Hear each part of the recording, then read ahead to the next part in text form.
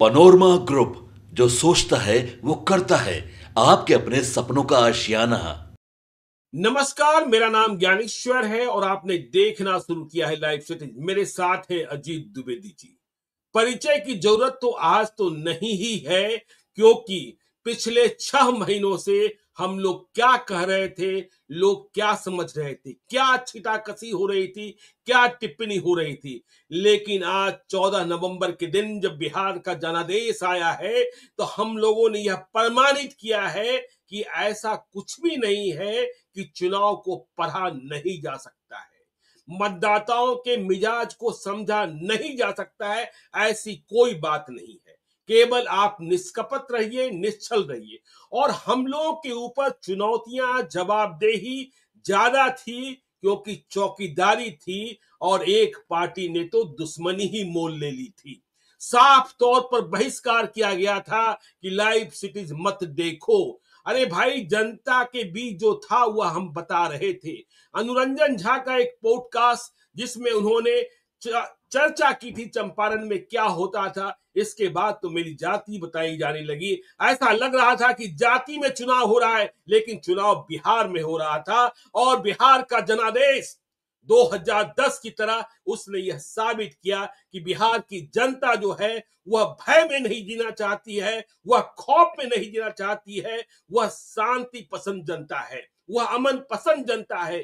देखिए, कांग्रेस हारी है, आरजेडी में कैसे तेजस्वी यादव जीते हैं राघोपुर में, यह तेजस्वी यादव का मन मिजाज जानता होगा। आखिरी घड़ी में चुनाव जीते हैं। तो देखिए, तेजस्वी यादव का मुख्यमंत्री के चेहरे के रूप में घोषित किया जाना भी एक बहुत बड़ी गलती मानी जा रही है। यदि तेजस्वी घोषित न होते, मुस्लिम, दलित, पिछड़ा सामूहिक नेतृत्व होता, जो राहुल गांधी कह रहे थे, कृष्णा आलाबरू कह रहे थे, तो महागठबंधन की सेहत इतनी खराब तो नहीं होती। देखिए, तेजस्वी का नाम जैसे ही आया, बिहार की जनता ने ना कबूल, ना कबूल, ना कबूल कर दिया। तो अजीत जी, आज का जनादेश हमने आपने जो पढ़ा, जो बिहार की किताब में पढ़ा, जो बिहार के मतदाताओं के मन को पढ़ा। हम लोग मौसम वैज्ञानिक नहीं है, जो सच होता है वह बताते हैं, इसकी चिंता नहीं करते, इसकी परवाह नहीं करते कि हाँ कुछ इधर उधर बताना है। जब इधर उधर होने की बात होगी तो चुप हो जाएंगे। और केवल गैप 1%, 2%। लोकसभा चुनाव याद कीजिए, 40 सीटों में 38 पर हम लोग सही थे, 38 पर सही थे। अगले दिन 39वें पर भी सही हो गए थे, हम लोगों ने करेक्शन कर लिया था। तो बिहार का जनादेश नीतीश कुमार के नाम है, और तेजस्वी यादव को बिहार की जनता ने ठुकराया है कि आप हमें पसंद नहीं है। अजीत जी, देखिए ज्ञानेश्वर जी, हमने उस सवेरे भी जब हम लोग बात कर रहे थे तो यही कहे कि हम लोगों के ऊपर एक दबाव तो इस वजह से भी था कि हर व्यक्ति ये कह रहा था कि लोकसभा चुनाव आप लोगों ने एकदम परफेक्टली प्रेडिक्ट किया था, तो इस बार भी आप लोग क्या उस तरह से कर पाएंगे, इसका एक दबाव था। अपने ही परफॉर्मेंस का दबाव होता, अपने ही परफॉर्मेंस का, बाकी दूसरे किसी से हमारी कोई हम लोगों की तुलना नहीं थी। लोकसभा चुनाव में भी नंबर्स हम लोगों के 100% करेक्ट हो गए थे। सीटें कोई नहीं बताता है, सीटें कोई भी सर्वे करने वाला सीट नहीं बताता है कि किस सीट पर कौन जीत रहा है, सब नंबर्स बताते हैं कि इतने नंबर्स। तो नंबर्स हम लोगों के परफेक्ट हुए थे। पप्पू यादव निर्दलीय जीतेंगे, 30 सीटें उनको आएंगी, 9 सीटें उनको आएंगी, एकदम परफेक्टली सारी चीजें सही हो गई। हमारे रिपोर्टर्स ने तो सीटों के बारे में जानकारी दे दी थी। देखिए, हम लोग 45 में कंफ्यूज हुए थे, अगले दिन वह भी क्लियर कर दिया। बिल्कुल, हम लोगों ने करेक्ट कर लिया था, काउंटिंग से पहले उसको भी करेक्ट कर दिया था हम लोगों ने। तो उस सीट में कोई नहीं जाता, उसमें हम लोग गए थे। इस बार भी हम लोग सीट में गए। इस बार भी आपने पहले दिन जब एक मतदान हुआ तो सीटें बताई आपने, काफी पूरा बिहार सुन ही रहा था, देश के लोग सुन रहे थे। तो हम लोगों के ऊपर एक अपने ही परफॉर्मेंस का दबाव था कि इस बार भी क्या आप लोग ऐसा ही कर पाएंगे। और जब हम लोगों ने देखना शुरू किया, देखिए हम लोग सबसे पहले थे, कोई उठा करके देखे ये तो डिजिटल फुटप्रिंट है, ना आप मिटा सकते हैं ना हम मिटा सकते हैं उस बात को। कि फरवरी में हम लोगों ने चर्चा की थी कि भाई तेजस्वी यादव बहुत ही अच्छी स्थिति में है, महागठबंधन मजबूत स्थिति में है, एनडीए की स्थिति ठीक नहीं है, ये हम लोगों ने चर्चा की। इस पर भी एनडीए के लोगों को ये बुरा लगा ही होगा, निश्चित रूप से बुरा लगा होगा, लेकिन कोई बहिष्कार करने नहीं आया हम लोगों का कि आपका बहिष्कार करते हैं, आप कैसे जो है सो आप लोग। नीतीश कुमार की सेहत को लेकर के हम लोगों ने बातें की, उनके क्राइम का जो जब अपराध हुए थे जुलाई के महीने में हम लोगों ने बातें की थी उस समय जब पारस हॉस्पिटल की हत्या हम हुई ही थी, या लोगों ने बात इनका शुरू की की। थी सेहत को लेकर, अजीत जी, हम ही लोगों ने बात शुरू की थी। और बिल्कुल। तब महागठबंधन वाले कह रहे थे कि इतना साहस आप लोग कैसे दिखा देते हैं। कैसे ले वही। हाँ, इतना साहस कैसे दिखा देते हैं। तब यह हाँ, बात कही जाए, सेहत की बात हम लोगों ने ही शुरू की थी। हम ही लोगों ने की थी, हम लोगों ने की थी, जी, उनके सेहत की बात की थी। और हमको ध्यान है जो दोनों खेमका हत्याकांड और पारस हॉस्पिटल का कांड, हम लोगों ने बिल्कुल। कितनी कठोरता के साथ हम लोगों ने सरकार की आलोचना की थी, और उसके जो लॉ एंड ऑर्डर का सवाल उठाया था हम लोगों ने। जी।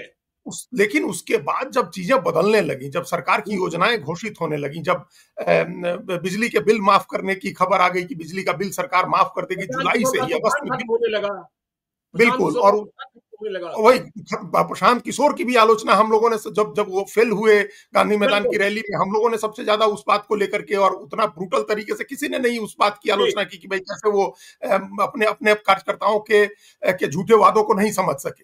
तो बिल्कुल। ये तमाम चीजें हम लोग निष्पक्ष होकर के अपनी बात कह रहे थे।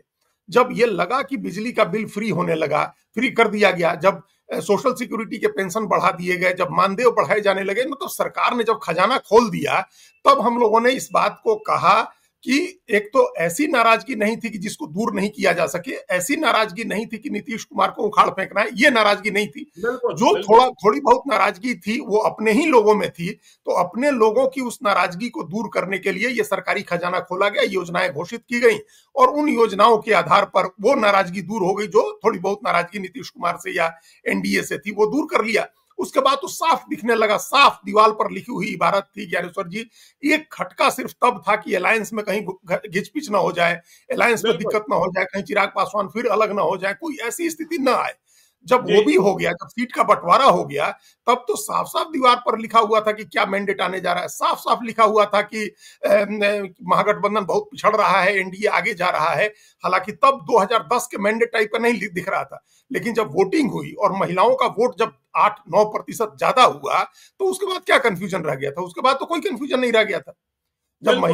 जब महिलाओं ने इतनी बड़ी संख्या में वोट डाल दिया, दिल्ली से, बेंगलोर से, मुंबई से और पंजाब लुधियाना से आकर के जब महिलाओं ने वोट डाल दिया, और हमको एक बहुत बढ़िया फिगर एक हमारे साथी ने बताया कि ये 43% से 44% ऐसी महिलाएं थी जिनकी जो शादीशुदा थी, और उनका प्रेशर अपने परिवार के ऊपर भी था कि आप भी नीतीश कुमार को वोट करिए। तो जब बिल्कुल। इस तरह की स्थिति घरों में हो जाए, जब महिलाएं लगे इस बात को, और महिलाओं में भी जो नौजवान लड़कियां हैं, जो हम लोगों ने वीडियोस देखे, अजीत अंजुम को वीडियो करते देखा ना, जो रेत में लड़कियां पुलिस की तैयारी कर रही जी। थी, और उनसे पूछा गया तो उन्होंने कहा कि हम लोग नीतीश को वोट देंगे। 18 साल 20 साल की लड़कियां, 22 साल की लड़कियां। तो हम्म।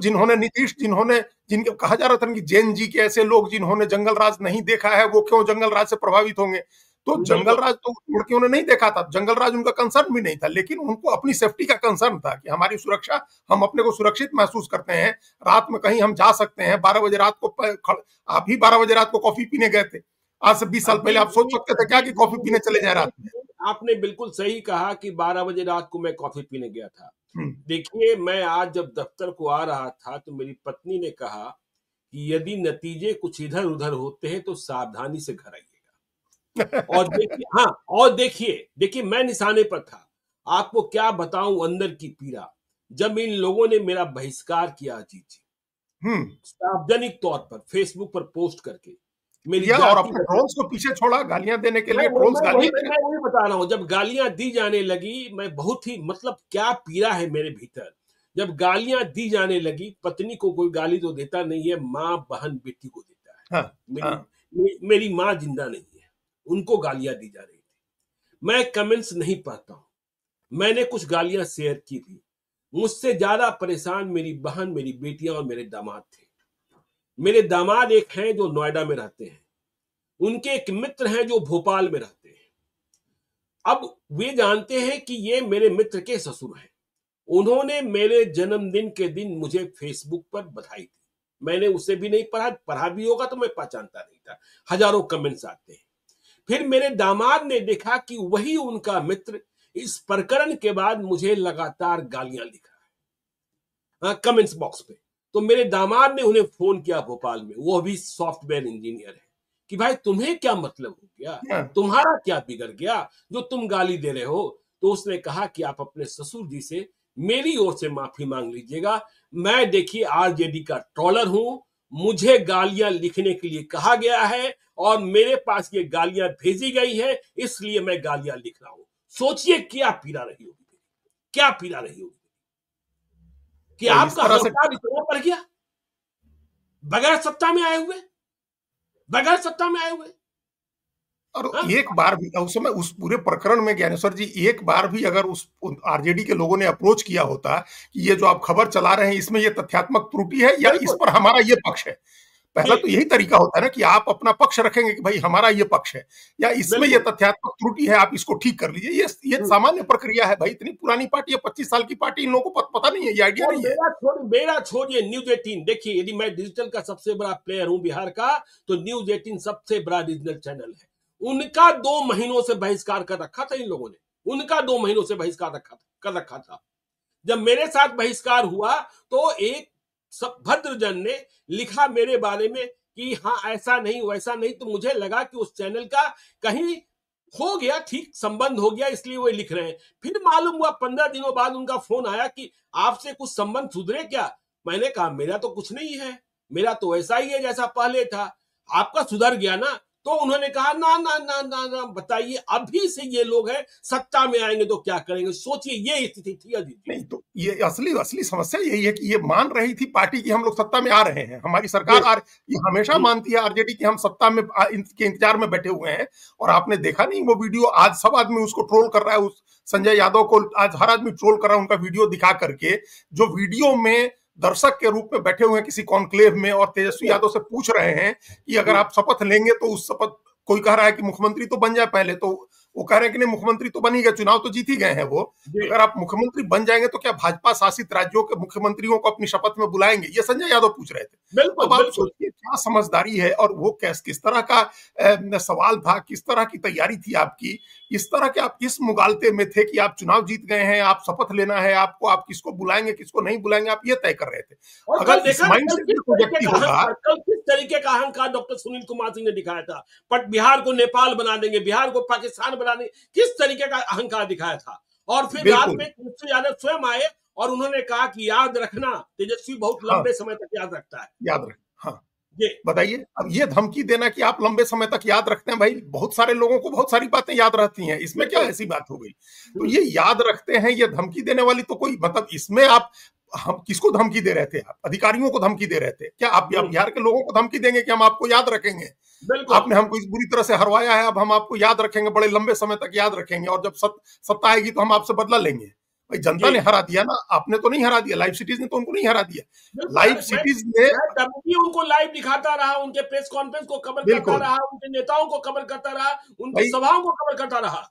ज्ञानेश्वर जी हम दूसरा कहीं नहीं देखे जो 2-3 एग्जिट पोल आए, जिन एग्जिट पोल ने महागठबंधन की जीत दिखाई, उसके बारे में कहीं किसी ने नहीं दिखाया, किसी मेन हाँ, स्ट्रीम लेकिन मीडिया हमने ने नहीं बताया, दिखाया। हमने बताया। लेकिन लाइव सिटीज ने बताया कि भाई ये भी एक ऐसे भी सर्वे आए हैं जिसमें महागठबंधन की जीत बताई जा रही है। बिल्कुल तो ये जब ये भी आप दिखा रहे थे, मतलब लगातार अपनी तरफ से जो एक तटस्थ निष्पक्ष पत्रकार के रूप में आप कर सकते हैं वो आप करते रहे, और दूसरी तरफ से ये स्थिति रही कि आप, अच्छा ये काम आप ऐसे समय में कर रहे थे जब जब जब जब नेता और पार्टियां अपने घोर विरोधी के सामने भी जाके झुकती हैं। बिल्कुल चुनाव के बिल्कुल। समय तो हर आदमी, अब मन में कुछ होता भी है तो आदमी रखता है, चुनाव के समय समझौता करता है, जाके आप, हम लोगों ने, आपने नहीं देखा है तेजस्वी यादव को लोग गालियां दे रहे होंगे, क्षेत्र में लोग पीछे से आलोचना कर रहे होंगे और वो हाथ जोड़ करके वोट मांग रहे होंगे, तो नेता बिल्कुल झुकता है कम से कम चुनाव के समय। आप उस समय आकर के लड़ने लगे, ऐसी लड़ाई करने लगे आप, अच्छा लड़ाई भी बिलो द बेल्ट वार कर रहे थे, आप जी सामने से नहीं लड़ रहे थे, आप लीगल नोटिस देते, आप कोर्ट में जाते, आप लीगल नोटिस देते ना, इस बात का जो जी तरीका होता है कि जी आप खंडन दिखाइए नहीं तो हम कानूनी कार्रवाई करेंगे, तो आपने वो नहीं किया, आपने बिलो द बेल्ट वार किया, आप ट्रोलर छोड़ करके आप गालियां दिलवा रहे थे, ये बहुत ही घटिया बिहेवियर था।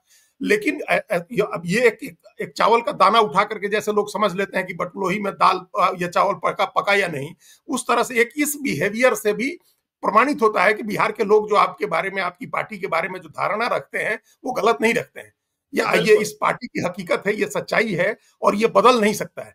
जो प्रशांत किशोर ने कहा कि आप कितना भी बदल जाने का दावा करें, आपका तो यही रवैया है, अब कैसे लोग आपके बदल जाने की बात पर बिल्कुल यकीन करें? बिल्कुल नहीं कर बिल्कुल। सकता है ना अपने बदल जाने की बात पर यकीन। और उसके बाद अब जो स्थिति होनी है वो अभी शुरू हो गई, जयचंदो को लेकर के जो तेज प्रताप यादव ने बोला, सगा भाई आपका, बड़ा भाई आपको कह रहे कि तेजस्वी नहीं तेजस्वी है, और ये जयचंदो ने जो है खत्म कर दिया, और ये बातें तो अब आप कैसे निपटेंगे? ये बातें हमने ग्राउंड पर सुनी और आपके साथ शेयर जी किया था पहले ज्ञानेश्वर जी की। लोग कह रहे थे कि अपना जो कुनबा है, अपना घर है, अपनी बहनें हैं, अपना भाई है, अपने माता पिता हैं, आप उनके साथ सद्भाव बना करके नहीं चल पा रहे हैं। और जी अगर कोई आदमी, बाहर का आदमी आपको गाइड कर रहा है, तो आपकी अपनी समझदारी कहाँ गई कि आपको दूसरा कोई आदमी गाइड करेगा? हम्म। तो और देखिए ना, इस जनादेश के बाद भी क्या प्लान किया जाने लगा, क्या प्लांटेड किया जाने लगा कि भाई बीजेपी जो है अपने दम पर सरकार बना सकती है। ऐसी स्थिति में नीतीश कुमार फिर से गणित जोड़ा जाने लगा कि तेजस्वी यादव के साथ मिलकर सरकार बना लेंगे। कहां कौन ख्याली पुलाव, कैसे कैसे पॉलिटिकल पंडित और कैसे कैसे राजनीतिक जानकार लोग आ जाते हैं, बात समझ में आती नहीं है। देखिए ज्ञानेश्वर जी, जब आदमी का इंटरेस्ट होता है ना, आपके आसपास कोई आदमी अगर आपका शोषण करने पर उतर है, आप शोषण करने का मतलब आपकी समझदारी नहीं है, आपने दिमाग बंद कर लिए, दूसरे के दिमाग से आप काम करते हैं, तो रोज आपके सामने एक नई चीज ले आके रखेगा वो।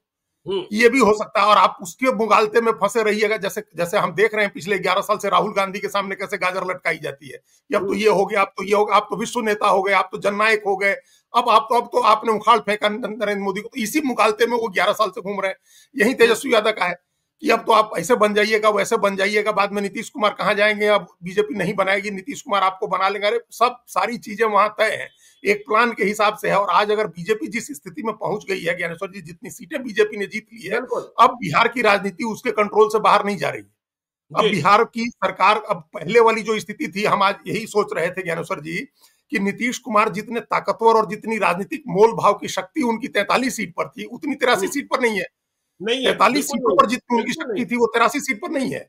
ये जी उनको जनादेश मिला, उनका ये सेंड ऑफ है। बिहार की जनता ने उनको एक जनादेश दिया है, उनको सम्मानजनक जी विदाई के लिए। नहीं तो हम लोग देखे किस तरह से विदा हुए।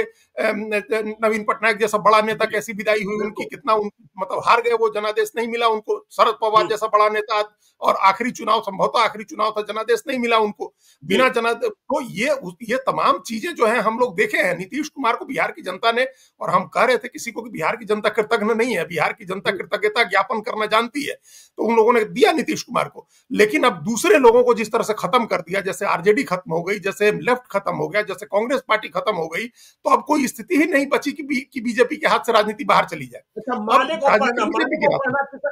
माले को पढ़ना कितना कठिन होता है, लेकिन हम लोग कह रहे थे हम्म। एंटी इनकम्बेंसी है उनके विधायकों के खिलाफ, और उनके देखिए, विधायकों के खिलाफ। और देखिए बरबीघा में जब हम लोग प्रारंभिक तौर पर गलत थे, हम लोगों ने कल बता दिया था कि नहीं, देखिए ललन सिंह का क्राइसिस मैनेजमेंट वहां काम आ गया है और पुष्पंजय आगे हो गए हैं।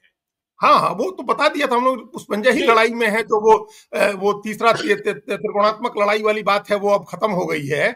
और जी माले के बारे में दोनों बातें हम लोग पढ़ रहे थे। एक तो local anti incumbency, local discontentment जो उनके विधायकों को लेकर के था, और दूसरा कि महागठबंधन अगर नीचे जा रहा है तो सब जी नीचे जाएंगे। जो बिल्कुल। उपेंद्र कुशवाहा ने एनडीए के लिए कहा था कि नाव डूबेगी तो सब डूबेंगे, तो तेजस्वी जी यादव जब डूब रहे थे, जो अपने को इंजन कह रहे थे, उन्होंने कहा था ना कि हम इंजन है, यादव जी इंजन है और सबको बोगी बना करके लेके चलेगा। तो जब इंजन ही डूब रहा है तो फिर बाकी बोगियां कैसे पार करेंगी? बोगियां बिना इंजन के थोड़े चली जाएंगी।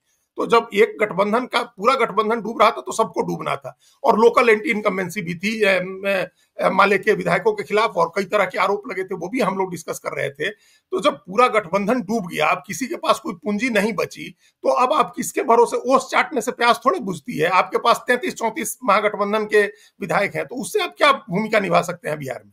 बिल्कुल बिल्कुल। अब कोई भूमिका नहीं और रह गई। देखिए अजीत जी, जो लोग कह रहे थे महागठबंधन की सरकार बन रही है, महागठबंधन के पक्ष में एग्जिट पोल है, कल रात को जब मैं गया था विनोद तावड़े के साथ खाना खाने, तब भी कई पत्रकार कह रहे थे, देश के भी और यहाँ के भी, नहीं इतने कांटे की लड़ाई है। ये है, ये समस्या ये है कि पॉलिटिकल साइंस समझने वाले या पॉलिटिकल रिपोर्टिंग करने वाले सोशल साइंस को नहीं समझते, नहीं सोशल समझते। साइंस को नहीं समझते। जो बात आपने कही ना कि देखिए, मैं बात हम लोग ने पहले भी चर्चा की है कि 1990 के पहले जो भूमिहारों को लेकर, ठाकुरों को लेकर जो मत था, उससे ज्यादा खतरनाक मत यादवों को लेकर हो गया है। और यह बात नहीं है कि तेजस्वी यादव नहीं समझते। मधुबनी में याद कीजिएगा, तेजस्वी यादव ने कहा था कि अब आपको नव सामंत जो बन रहे हैं वह नहीं बनना होगा, सामंती मिजाज छोड़ना होगा, लेकिन कोई छोड़ा नहीं।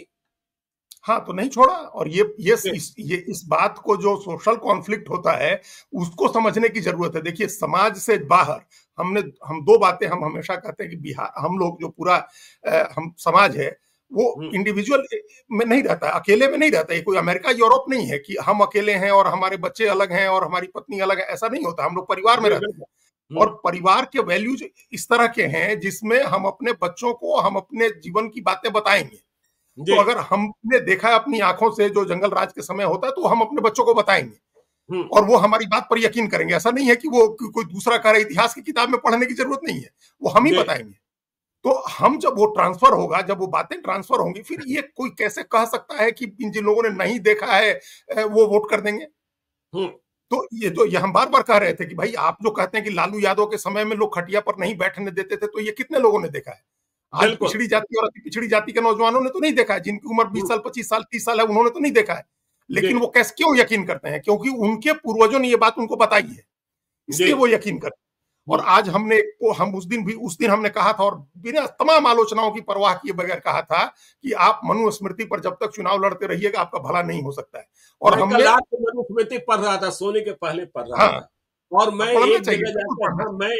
एक जगह जाकर मैंने सोचा कहीं उद्धृत कर दूं, लेकिन मुझे लगा कि नहीं, अभी वक्त नहीं है कि जिस परिवार में महिलाओं का अनादर होगा वह परिवार तरक्की नहीं करेगा। हाँ, अब सोचिए तब जब उस समय जब स्त्रीवाद और फेमिनिज्म इस तरह की कोई कॉन्सेप्ट इस तरह का नहीं था, कोई कॉन्सेप्ट नहीं था। उसमें तमाम चीजें लिखी गई। देखिए उसमें बहुत ऐसी चीजें होंगी जो आज के वैल्यूज से मैच नहीं करती, लेकिन ऐसी तो बहुत सारी चीजें, हम्मुराबी की संहिता हम लोग पढ़ते थे, उसमें तो ऐसी भयावह चीजें हैं जैसे जिनकी आज हम कल्पना नहीं कर सकते हैं। लेकिन समूचे अरब दुनिया में, पूरी दुनिया में कोई भी हम्मुराबी की संहिता जलाने की बात नहीं करता है। उसमें जान की कीमत लगाई गई है, खून की कीमत लगाई गई है, इज्जत की कीमत लगाई गई है उसमें कि इतना पैसा देकर के आप ये कर सकते हैं, इतना पैसा देकर के आप ये कर सकते हैं, लेकिन कोई उसको जलाने की बात नहीं करता है। और हमारे यहाँ फैशन है मनुस्मृति जलाने का। तो आज हमने एक सोशल मीडिया में देखा कि एक व्यक्ति ने लिखा एक प्रवक्ता को करके कि उस प्रवक्ता ने मनुस्मृति की प्रतियां फाड़ करके, उसकी कॉपी फाड़ करके हमेशा के लिए पूर्ण विराम लगा दिए तेजस्वी यादव की राजनीति पर।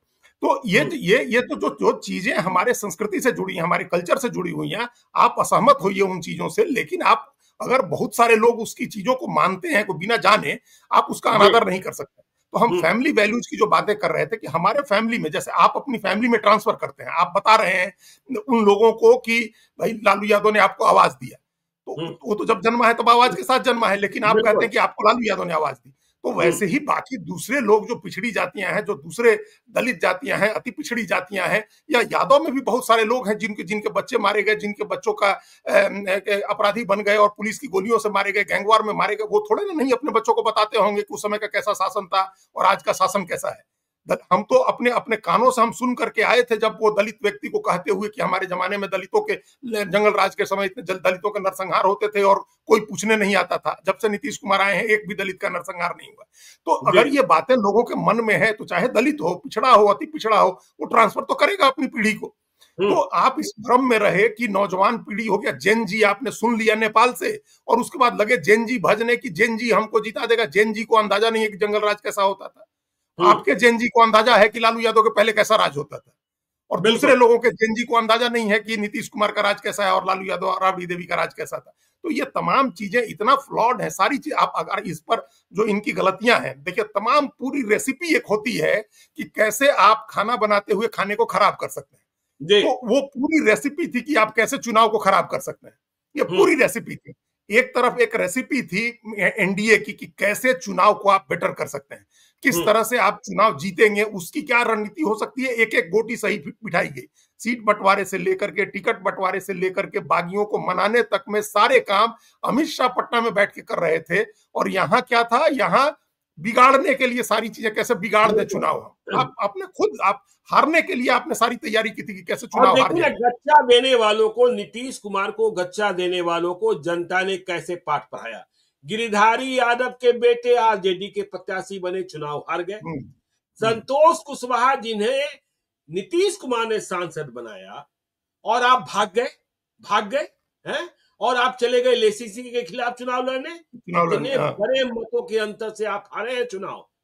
बीमा भारती को विधायक और मंत्री किसने बनाया था? नीतीश कुमार ने बनाया था। आपने गच्चा दिया, चुनाव हार गए। सुदर्शन कुमार, चुनाव हार गए। तो जिन लोगों ने गच्चा दिया नीतीश कुमार को, उन्हें इस चुनाव में हार का सामना करना पड़ा है। तो ये एक बड़ा सबक है तमाम नेताओं के लिए भी, ये जी तमाम नेताओं के लिए सबक है, पार्टियों के लिए सबक है कि अगर जनता सब देख रही होती है, कुछ नहीं बोलेगी, सब आदमी को बोलने का प्लेटफॉर्म नहीं है ना, ये हर आदमी बिल्कुल बोलना नहीं चाहता, हर आदमी अपने को अभिव्यक्त करना नहीं चाहता है कि हम अभिव्यक्त करें अपने को, लेकिन उसके मन में बात बैठ जाती है और वो बात मौके पर अपना उसका बदला ले लेता है, मौके पर अपना अपना वर्डिक्ट दे देता है। और हम लोग ये जानते हैं, जो भी राजनीति बिहार का की डेमोग्राफी समझता है, पॉलिटिक्स को समझता है, उसको पता है कि जो सीमांचल का इलाका है या पूर्वी बिहार का इलाका है, उस इलाके में कोई नेता नहीं हो सकता है नीतीश कुमार के बिना। नीतीश कुमार से बड़ा, उस जाति का, कोयरी कुर्मी का या अति पिछड़ों का, धानु का कोई दूसरा नेता हो ही नहीं सकता है। चाहे कितना भी बड़ा कद किसी का आप बढ़ा लिया जाए, उस इलाके में, सीमांचल के इलाके में जो नीतीश कुमार का डिक्टेट होता है, जो नीतीश कुमार कहते हैं वो होता है। तो ये साधारण सी बात नेता नहीं समझ रहे थे, और कितना मिसरीड करते हैं लोग, कितना मिसरीड करते हैं लोग। लोगों को लगा कि अब तो नीतीश कुमार खत्म हो गए, उनकी सेहत खराब हो गई है, उनको समझ में नहीं आता है कि वो क्या करें, उनके ऊपर कब्जा हो गया है दूसरे लोगों का, ये इस तरह की तमाम बातें थी, और लोग इसमें बह गए। कई लोगों को लगने लगा कि अब भविष्य नहीं है नीतीश कुमार के साथ, तो भविष्य देखो तेजस्वी यादव के साथ। भाई तेजस्वी यादव का तो अपना ही भविष्य अंधकारमय है, वो तो अपने ही भविष्य का फैसला वो खुद से नहीं कर रहे हैं, उनके अपने भविष्य का फैसला दूसरे लोग कर रहे हैं। तो आप उनके साथ अपना भविष्य जोड़ के क्या हासिल कर लीजिएगा? भाई चुनाव हार जाना कोई कोई बड़ी बात नहीं है ज्ञानेश्वर जी, सब बड़ी पार्टियां चुनाव हारी हैं। जनसंघ तो लगातार, भारतीय जनसंघ तो लगातार चुनाव ही हारता रहा। समाजवादियों की तो पराकाष्ठा रही है चुनाव हारने की। पूरे जीवन में राम मनोहर लोहिया एक बार चुनाव जीते, किशन पटनायक एक बार चुनाव जीते, जयप्रकाश नारायण ने चुनाव ही नहीं लड़ा, अटल बिहारी वाजपेयी कितने चुनाव हारे। पहली बार जब वो लड़े थे तो 3 सीटों से चुनाव लड़े थे, लखनऊ से, बलरामपुर से और मथुरा से, और 2 जगह से वो हार गए थे, एक जगह से जमानत जब्त हो गई थी। नेता का भारतीय जनता पार्टी 2 सीट से 2 सीट पर आ गई थी 84 में। आप जब 22 सीट पर आ गए थे, आरजेडी जब 22 सीट पर आ गई थी 2010 में, तो क्या सबक लिया आरजेडी ने उससे? जी बिल्कुल। अगर हार से आप सबक लेते हैं या खूब अच्छी तरह से लड़ के हारते हैं, तो वो हार नहीं होती है, फिर आप उससे आप अपने को सुधारते हैं। हम आज कई चैनल्स पर आप देख ही रहे थे, आज हम पिछले 1.5-2 महीने से लगातार हम हर जगह ये अपनी बातें रख रहे थे। आज भी ज्ञानेश्वर जी, आरजेडी का स्ट्रेंथ उतना ही है जितना 2010 में था, उसमें कुछ भी ऐड नहीं हुआ। 2000 अजीत जी समझने की जरूरत है। तेजस्वी यादव चलिए सर्वे सर्वा हो गए हैं, उनके पास कौन है? संजय यादव। उनके पास कौन है? डॉक्टर सुनील सिंह। उनके पास कौन है? शक्ति यादव। अब मनोज झा तो है नहीं। और देखिए दूसरी ओर कौन कौन है और किससे मुकाबला करना है? संजय झा है, ललन सिंह है, विजय चौधरी है, अशोक चौधरी है। क्या इनकी राजनीतिक समझ और सामाजिक समझ के आगे संजय यादव, शक्ति यादव, सुनील सिंह कहीं टिकते हैं? कहीं इन लोगों को, मतलब देखिए थोड़ा सा मिजाज अलग होता है ललन सिंह का, लेकिन कहीं संजय झा को आपने देखा है कि कभी ऐसी बातें करते हुए, तल्ख बात करते हुए, जिससे कार्यकर्ता दूर चले जाए, नेता दूर चले जाए, या बनता हुआ रिश्ता बिगड़ जाए? ऐसा कभी देखा है? नहीं, वो हो नहीं सकता, वो बिल्कुल नहीं हो सकता है। और ये क्यों नहीं हुआ, हम वही बता रहे थे, जब 2010 में जब 22 सीट पर भारतीय आरजेडी आ गई, तो क्या सबक लिया आपने? कोई सबक नहीं लिया। और आज भी आपकी ताकत उतनी ही है जितनी उस समय थी, और इसलिए फिर आप 22 सीट पर आ गए, 24 सीट पर, 26 सीट पर, जो भी है, आप फिर उसी मुकाम पर आ गए जहां 2010 में थे। तो 2002 बीच में दो जीत है, जिसको लेकर के इतना अहंकार आ गया था कि आप हर आदमी को सबक सिखाने लगे थे, वो आपकी ताकत का उसमें कोई हाथ नहीं था। पहली बार आपको नीतीश कुमार ने जीवन दान दे दिया, अपने साथ लड़ा करके आपकी 80 सीटें करा दी, और दूसरी बार चिराग पासवान ने अलग लड़ के नीतीश कुमार को नुकसान पहुंचाया, जिसके कोलेटरल बेनिफिशियरी आप हो गए। आप अपने ताकत से नहीं जीते थे, कोलेटरल बेनिफिशियरी थे आप। दूसरे लोग लड़ रहे थे, उनकी लड़ाई का फायदा आपको मिला, आप कोलेटरल बेनिफिशियरी थे। और पहली बार में आपको नीतीश कुमार ने बनवा दिया, और आप समझते रहे कि आपकी ताकत बढ़ गई, आपकी ताकत नहीं बढ़ी। इतनी राजनीतिक समझ भी बिहार का अनुमान लगा रहे लोगों के बीच नहीं थी। देखिए कल भी मेरी बहस इस पर चल रही थी। मैं कल तमाम लोगों से पूछ रहा था कि भाई आप बता दीजिए कि आरजेडी की सीटें कितनी होगी। कोई व्यक्ति गए 80 तक मैक्सिमम गए। हमने कहा कैसे? तो उन्होंने कहा कि 2020 से बेहतर स्थिति है। हमने कहा कैसे बेहतर स्थिति है? तो उन्होंने कहा कि भाई रोजगार, हर घर रोजगार, हमको तो मजाक बन गया है। हाँ। तो आपने यह नहीं समझा कि जो 74 सीटें थी, 75 सीटें थी, उसमें चिराग पासवान का कितना बड़ा योगदान था, उपेंद्र कुशवाहा का कितना बड़ा योगदान था, और उसे सोचे समझे बगैर आप 7 सीटें और 80 सीटें दे रहे हैं। हाँ, वही मतलब कोलेट्रल बेनिफिशियरी थे, दो दूसरे जी, लोग लड़ रहे थे, उसमें आपको सीटें मिल गई थी और एक बार आपको नीतीश कुमार ने सीटें दिलवा दी थी और आप समझने लगे कि ये आपकी ताकत है।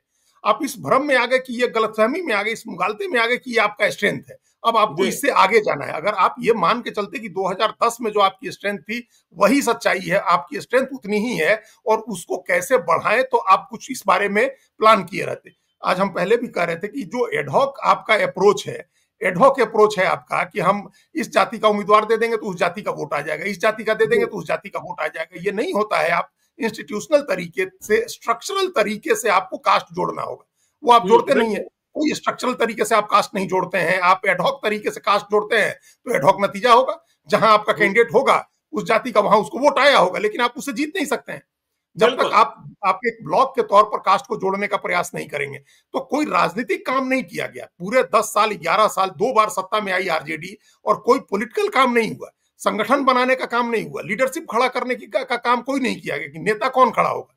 आपके पास नेता की स्थिति यह है ज्ञानेश्वर जी कि रामचंद्र पूर्व प्रदेश अध्यक्ष होते थे, फिर जगदानंद सिंह अध्यक्ष हुए और उसके बाद आप मंगनीलाल मंडल को खोज के ले आए। भाई नहीं, मैं राष्ट्रीय अभी अध्यक्ष होगा भी 36 साल का। अभी आपने बिल्कुल सही कहा। देखिए देखिए, आप भावनात्मक रूप से कहीं जुड़ते ही नहीं हैं। आपने सोचा शिवानी शुक्ला को हम टिकट दे देंगे, पूरे बिहार में भूमिहारों का मत मिल हाँ, जाएगा। भूमिहार दे देगा, वही कह रहे हैं। हाँ, डॉक्टर संजीव सिंह को टिकट दे देंगे, पूरे बिहार में भूमिहारों का मत मिल जाएगा। अस्थाना में छोटे मुखिया को टिकट दे देंगे, पूरे बिहार में भूमिहारों का मत मिल जाएगा। बोगो सिंह अपनी ताकत से जीते हैं। हैं? बिल्कुल। जबकि हाँ, बोगो सिंह अपनी ताकत से जीते हैं। कहाँ गया? क्योंकि देखिए, आप विश्वास पैदा करने की कोशिश नहीं करते, आप खौफ पैदा करने की कोशिश करते हैं और बिल्कुल। परिणाम क्या होता है सामने ये है। बिल्कुल, तो वही स्ट्रक्चरल तरीका हम वही कह रहे थे और दूसरी बात हम कह रहे थे कि आप सर्वोच्च नेता होगा 36 साल का। भाई लालू जी, यादव राष्ट्रीय अध्यक्ष तो नाम के हैं, तो हुँ, सर्वोच्च नेता होगा 36 साल का और उसके प्रदेश का अध्यक्ष होगा 75 साल का। तो ये बिल्कुल। राजनीति नहीं चलेगी। आप क्यों नहीं खोज करके ले आए कोई नया नेता? आपके पास कौन नया नेता है जो गैर यादव दूसरी पिछड़ी जाति को रिप्रेजेंट करता हो? जी 3 प्रदेश अध्यक्षों के हमने नाम बताए, तीनों लालू यादव के साथी थे। जी, तो आपके पास नेता आप नहीं पैदा कर सके, आप कोई संगठन अपनी पार्टी का नहीं बना सके, आपने कोई राजनीतिक काम नहीं किया और उसके बाद आप चुनाव के समय अचानक आएंगे और एक डाटा के आधार पर आप वो लेकर के और कुछ इस जाति कुछ उस जाति को आप उम्मीदवार उतारने लगेंगे। देखिए बोगो सिंह की आपने बात कही, राजकुमार सिंह के 5 साल की एक एंटी इनकम्बेंसी भी थी जो वहां काम बिल्कुल, कर रही थी, ऊपर बिल्कुल, से बोगो सिंह की बिल्कुल। ताकत थी और वो चुनाव जीत गए। बाकी लोगों को ये सुविधा नहीं मिली तो वो लोग नहीं भाई जीत सके। जहानाबाद में जगदीश शर्मा को भूमिहार वोटों के लाले पड़ गए, समझिए ना इस पड़ गए, बात को। पड़ गए। बिल्कुल, बिल्कुल और उसके साथ जो नीतीश कुमार का वोट है, जो महिलाओं का वोट है, जो जो हम बार-बार नंबर्स के आधार पर हम कहते रहे ना कि 1 लाख से ज्यादा महिला हर कॉन्स्टिट्यूएंसी में वोट की है और जी, उस 1 लाख में से 1 लाख महिला वोट की है कम से कम।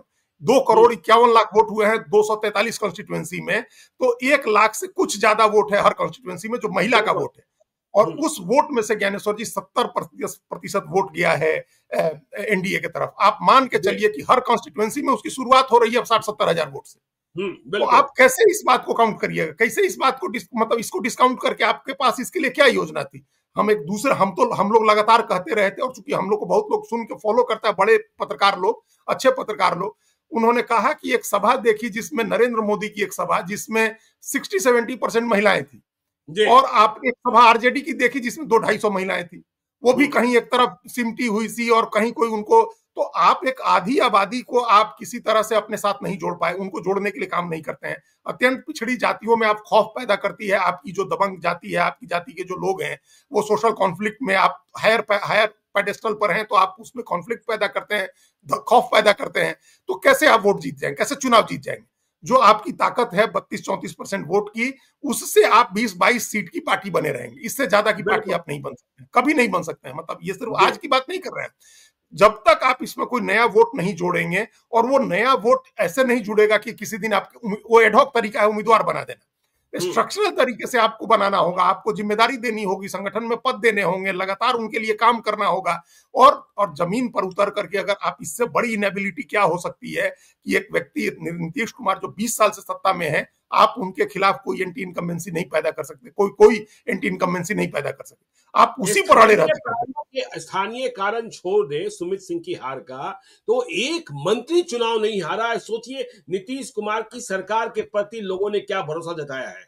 वही क्या भरोसा जताया है। और ये नहीं ऐसा भाई, सब आदमी हम लोग भी कहते रहे, हम लोगों ने कितनी बार सरकार की शिक्षा के क्षेत्र में, स्वास्थ्य के क्षेत्र में, बिल्कुल। लॉ एंड ऑर्डर को लेकर के जो कमियां थी हम लोगों ने उजागर की। तो कहाँ चुनाव लड़ रहे थे इन मुद्दों पर आप एक एक ऐसा फर्जी वादा, ऐसा काल्पनिक वादा जिससे आप मजाक बन गए, वो कह रहे थे चारों तरफ घूम घूम करके कि हर घर एक सरकारी नौकरी दे देंगे। हम्म। और उसके पहले राहुल गांधी आपको लेकर के वोटर अधिकार यात्रा में घूमते रहे, एसआईआर हो गया, वोट चोरी हो गई, इस तरह की बातें आप करते रहे जो एकदम नैरेटिव जिससे आप कोई क्रिएट ही नहीं कर सके, कोई नैरेटिव नहीं बना सके जो आम जनता से जुड़े, ऐसी कोई बात आप नहीं कर सके। और बिल्कुल। दूसरी तरफ ये कोशिश लगातार होती रही कि जो आम आदमी है उसके साथ जो गवर्नमेंट इनेबल्ड सर्वाइवल की जो स्कीम्स हैं, ये जी। बिहार के बारे में अभी की सबसे बड़ी सच्चाई यही है कि गवर्नमेंट फंडेड सर्वाइवल स्कीम्स, तो सरवाइव करने का स्किल है वो, स्कीम है वो, कि आप, हमने कई लोगों से पूछा और कई लोगों ने, दूसरे लोगों ने कहा, महिलाओं ने कहा कि बिजली फ्री आ रही है, राशन फ्री में मिल रहा है, 1100 रुपया खाता में आ रहा है, तो अब कोई काम है वो हम कर लेते हैं और बड़ा आराम से जीवन चल रहा है। बच्चा बाहर चला भी गया तो उनको कोई ऐसी दिक्कत नहीं है, वो आराम से उनका जीवन हो गया। तो ये जो गवर्नमेंट फंडेड सर्वाइवल की स्कीम है कि जनता जी। सर्वाइव करे, सरकार, हालांकि ये लॉन्ग टर्म नहीं सस्टेन कर सकता है, लंबे समय तक बिहार को इसी की जरूरत नहीं है, बिहार को बड़े विकास की जरूरत है, उस पर हम लोग आगे गवर्नमेंट फॉर्मेशन के समय बात करेंगे। लेकिन आपने तो, अपोजिशन की पार्टी ने तो इस बारे में सोचा ही नहीं, बिल्कुल। उसको काउंटर ही नहीं किया आपने, ना आपके पास सोशल इक्वेशन बना, कोई सामाजिक समीकरण आप ऐसा नहीं बना सके। अपोजिशन की पार्टीज के बीच में जो केमिस्ट्री होनी चाहिए थी चुनाव लड़ने के लिए, इतनी बड़ी फोर्स को चुनौती देने के लिए, एक तो वैसे भी ज्ञानेश्वर जी सरकार को हराना आजकल मुश्किल काम हो गया है, जी। और एक सरकार को नहीं हरा पा रहे हैं लोग, और डबल हम्म। इंजन की सरकार हो, जब दो दो सरकारें हो, उसको आप हराएंगे कैसे अगर इसी तरह का लैकलुस्टर आपका अप्रोच होगा। तो हम्म। एक एडहॉक अप्रोच आपका, लैकलुस्टर अप्रोच आपका, आपके पास कोई केमिस्ट्री नहीं दिखी अपोजिशन के पार्टियों के बीच में, सब एक दूसरे के खिलाफ लड़ते रहे, तमाशा बना दिया चुनाव को, खेल हो गया बच्चों का कि भाई कांग्रेस का कैंडिडेट है, आप वहां अपना कैंडिडेट उतार देंगे, सीपीआई का कैंडिडेट है वहां कांग्रेस कैंडिडेट दे देगी, जहां राजेश राम को राजेडी वालों ने कुटुंबा में हरवा हरवाया दिया। है। देखिए, हाँ, राजेश राम को कुटुंबा, देखिए बिल्कुल साफ था कि राजेश राम को जीत के आने नहीं देना है, जीत के आने नहीं देना है। और देखिए अब तो राहुल गांधी चढ़ेंगे कि मैंने तो कर दिया ना, आपको सीएम चेहरा घोषित कर दिया था ना, अब बताइए हाँ, आगे आपके लिए क्या करें। क्या आप करें। हाँ, छोड़िएगा कि हम लड़ें। नहीं तो अब छोड़ना होगा ना, अब तो पार्टी जी। परिवार के भीतर, पार्टी के भीतर, गठबंधन के भीतर हर जगह तेजस्वी यादव को ये जवाब देना होगा ना। और ये क्या मतलब, तो ऐसा मतलब यहाँ वो हरवा रहे थे, अब क्या हमको सूचना मिली कि नरकटियागंज में ब्राह्मणों ने तय किया कि ठीक है शाश्वत केदार पांडे के पोता हैं, लेकिन अब हम लोग जा रहे हैं बीजेपी के साथ, सारे ब्राह्मण प्लान करके, और इधर से भी कोई रोकने की कोशिश नहीं हुई, वो चले गए सारे लोग उनके साथ। आप हम्म। कहीं कांग्रेस के उम्मीदवार को हरा रहे हैं, कहीं कांग्रेस के लोग आपको हरवा रहे हैं, कहीं लेफ्ट वाले आपको हरा रहे हैं। भाई कैसे कैसे जो बछवाड़ा की सीट आप लेफ्ट को खत्म करने के कांग्रेस। कालगांव में देखिए ना, आपने परवीन कुशवाहा के खिलाफ उम्मीदवार बना दिया संजय यादव के बेटे हाँ, को, वहां के हाँ, कुशवाहा ने समझा कि अच्छा आप हमको धोखा हाँ, दे रहे हैं, चलो हाँ, हम अब कुर्मी को ही जिता देते हैं, सनातन उर्मी को बाबू के जिता बेटे देते। हाँ, को, और जिता हाँ, दिया। जिता जिता दिया दिया। शिवानंद मुकेश को। और कांग्रेस के वो 8 बार 9 बार के कांग्रेस के एमएलए सदानंद सिंह थे, और जी। उनकी लीगेसी नीतीश कुमार ने बचाई है, कांग्रेस पार्टी ने नहीं बिल्कुल। बचाई। जी। उनकी लीगेसी नीतीश कुमार ने बचाई है, उनके बेटे को टिकट देकर के, उनके बेटे को विधायक बना करके। हम्म। तो ये आप जब इस तरह से कोई केमिस्ट्री आपके भीतर नहीं होगी, तो मजाक थोड़े चल रहा है, ये बच्चों का खेल थोड़े हो रहा है। 5 साल पर होने वाला चुनाव है, 5 साल आदमी इस बात की तैयारी करता, पूरे 5 साल तैयारी करता है अगले चुनाव की। बीजेपी आज से तैयारी में लग जाएगी अगले चुनाव के लिए, 2030 के चुनाव के लिए। उनकी, चंद्रबाबू नायडू ने कहा था ना, अभी 6 महीने हो गए जब उन्होंने कहा था कि नरेंद्र मोदी 2029 के चुनाव की तैयारी कर रहे हैं। तो एक पार्टी एक चुनाव जीतते ही अगले चुनाव की तैयारी शुरू कर देता है, 5 साल बैठे रहते हैं आराम से, और उसके बाद जब चुनाव आता है तो आप बच्चों का खेल बना देते हैं उसको, कि बच्चों के खेल हो रहा है, कि आप इसके अपने आपस में ही लड़ गए, कोई केमिस्ट्री नहीं बनाई, कोई एजेंडा नहीं दिया, जा करके कह दिया कि हम तो इंतजार करते रहे। उन्होंने अजीत अंजुम को कहा था कि भाई हम 2-3 दिन में बता देंगे क्या रोड मैप है नौकरी का, तो क्या रोड मैप था, कहां बताया आपने। हम्म। गोपनीय रख रहे हैं, वो गुप्त रहेगा वो आपका रोड मैप। तो ये चलिए। तमाम चीजें, जी। ये तो तमाम चीजें ज्ञानेश्वर जी ऐसी हैं जिनकी वजह से ये सारा, ये कोई ऐसा नहीं है वो हारे हैं बजाता, ये मतलब वो अपने अपने उन्होंने तैयारी की कि इस बुरी तरह से राउट हो जाए, एकदम सुपड़ा साफ हो जाए। इसकी परफेक्ट रेसिपी बनाई थी आरजेडी के लोगों ने कि हम लोग का सुपड़ा साफ हो जाए, तो जनता ने चलिए, कर दिया।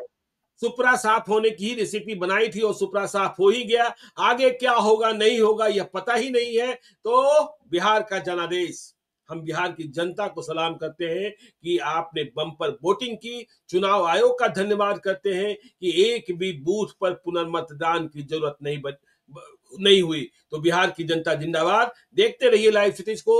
यदि अब तक आपने हमारे यूट्यूब चैनल लाइव सिटी को सब्सक्राइब नहीं किया जरूर कर लीजिएगा, और यदि इस वीडियो को आप फेसबुक पेज के माध्यम से पेज को लाइक कीजिएगा, हैंडल एक्स पर हमें फॉलो कीजिए। धन्यवाद।